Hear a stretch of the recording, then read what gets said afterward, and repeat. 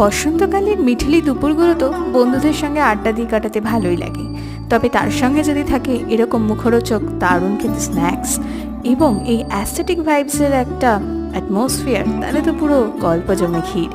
হ্যাঁ, আমরা চলে গেছিলাম শ্যামবাজার মোড়ে। শ্যামবাজার মেট্রো স্টেশনের ঠিক পাশেই তোমরা পেয়ে যাবে এই ক্যাফে কফি ও কবিতা। তো এখানে কিন্তু ভীষণ সুন্দর থাকে অ্যাটমসফিয়ারটা, আর তোমরা বন্ধুদের সঙ্গে খাবার দাবার নিয়ে যতক্ষণ খুশি আড্ডা দিতে পারো।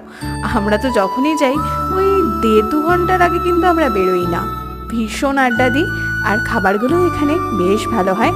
তবে এইবার কি আমরা কি কি খাবার খেলাম সেটা দেখার জন্য কিন্তু পরের শর্টসটা দেখতে হবে, তার জন্য চ্যানেলটা একটু সাবস্ক্রাইব করে রেখো।